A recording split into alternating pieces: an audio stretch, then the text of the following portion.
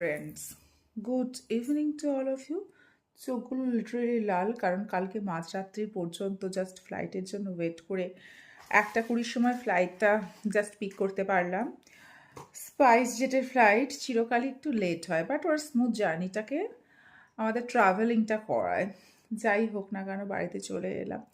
And বাড়িতে আসার পরে এতটুকু রেস্ট করিনি, আর তাছাড়া আমার চোখে ঘুমও নেই। আমি ব্যবসার জায়গায় গেলাম, দোকানে গেলাম, তাগাদায় গেলাম, অ্যান্ড অ্যাট লাস্ট শ্বশুরবাড়ি ভিজিট করলাম। কারণ ওই যে বললাম, প্রাণের মানুষরা কিন্তু সবসময় আত্মীয় কোথায় আছে, কি করছে, দে আর মাই, মানে কি বলবো, পার্ট অফ দ্য হার্ট। মানে ওরা এতটাই মনের মতো, এতটাই সাপোর্ট দেয় আমার শ্বশুর বাড়ি। They are all very kind, supportive, and all are very respectable person. অন্তত আমার জন্য ভীষণ রকম ওরা কেয়ারিং অ্যান্ড শেয়ারিং অলসো।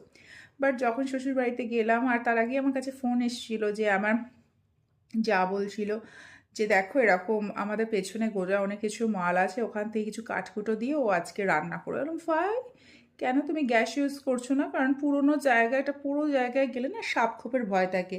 ঠিক আমার কথা মাটিতে পড়েনি, ওর নাকি আগুনটা একটুখানি আন্ডার কন্ট্রোলে ছিল না, একটু বিয়ন্ড কন্ট্রোল হয়ে যাওয়ার পেটটা, হাতটা অনেকটা পুড়ে গেছে, মানে অনেকটা পুড়ে গেছে। সো এটা আমাকে খুব হার্ট করলো, আর আমি জাস্ট ফার্স্ট ওর কাছে ছুটে গেলাম, ওকে দেখলাম।